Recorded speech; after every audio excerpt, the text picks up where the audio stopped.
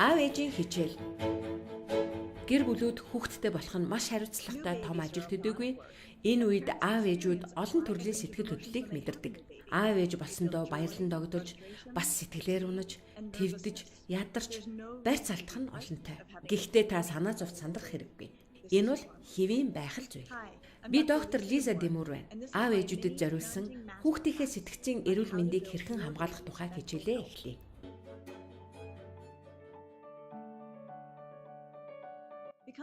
Аав ээж болсноор таны өдөр тутмын амьдралын бүх зүйл өөрчлөгдөнө. Хүмүүс альва шинэ нөхцөл байдалд дасан зохицохын тулд бухимдаж, хямрдгийг бид сайн мэднэ. Хүүхдтэй болох нь таны хувьд цоо шинэ нөхцөл байдал юм. Тиймээс та бухимдаж, хямарч болно. Ямар нэгэн муу зүйл болсондоо биш л дээ. Энэ бол аав ээжүүд бүхэнд тохиолддог зүйл юм. Та аажмаар шинэ нөхцөл байдал, шинэ хүндээ дасаж бүх зүйл өмнөхөөсөө илүү хялбар болно.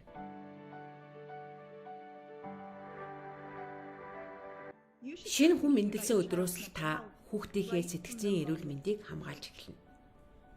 Хүүхэд ээж аваараа хайрлуулж, хамгаалуулж байгаагаа мэдэрч суралцдаг. Та хүүхдтэйгээ халуун дотн харилцаж, тэднийг хамгаалж, таагүй үед нь тайтгаруулна. Ингэж хорвоо ертөнцийг таньж мэдгэхтэн тусалснаар насан туршийнхан сэтгцийн эрүүл мэндийн сайн их суурийг тавьж байна.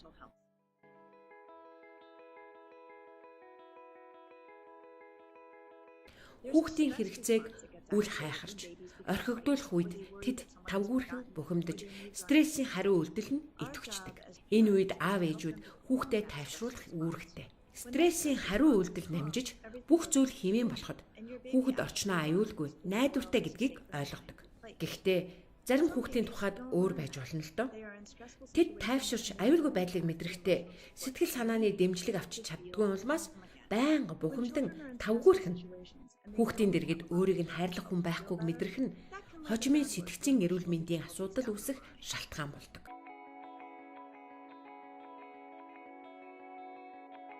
Аав ээж болно гэдэг амар зүйл биш юм. Хүн бүр суралцах хэрэгтэй болдог. Хэрвээ бид хичээвэл энэхүү хариуцлагатай үүргийг маш сайн биелүүлж чадна. Шинэхэн аав ээжүүд олон зүйлийг анхаарч суралцах хэрэгтэй болно. Таны хүүхдтэй өгч чадах, бас та өөрөө хүүхэд байхдаа хүсэж хүлээж байсан бүхнээ хүүхдтэй зориулаарай. Та бяцхан хүү, охиныхоо юу хүсэж байгааг анхааран ажиглаж, үйлдэл бүрдэн хариулаарай. Хүүхэд бүрийн амьдрал гэрэл гэгээтэй, сайн сайхан эхлэх учиртай. Халуун дотн хайрыг мэдрүүлээрэй.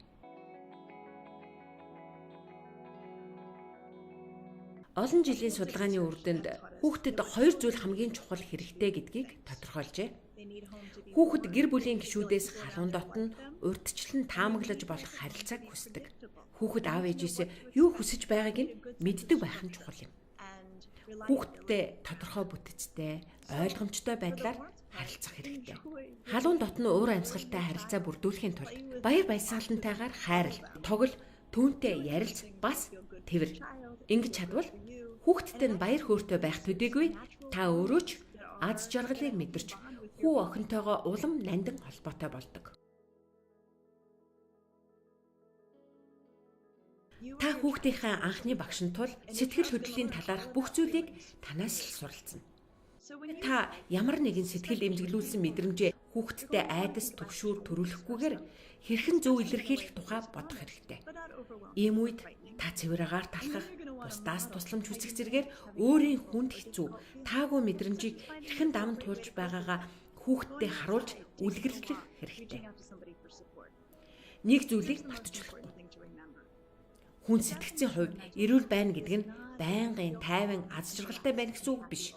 Харин тухайн нөхцөл байдалд тохирсон сэтгэл хөдлөлөө мэдэрч ойлгон түүнийгээ ухаан даван туулах явдал юм.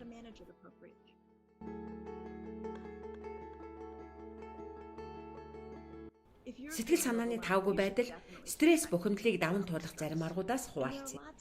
Хэрвээ таны сэтгэл санаа тавгүй байгаа бол тодорхой аргуудыг хэрэглэх нь зүйтэй. Юунд төрөнд та дотны хүмүүсээсээ дэмжлэг авч болно. Хүн бүрт өөрийг нь дэмждэг, сонсдог дотны хүн буюу хамт олон хэрэгтэй байдаг.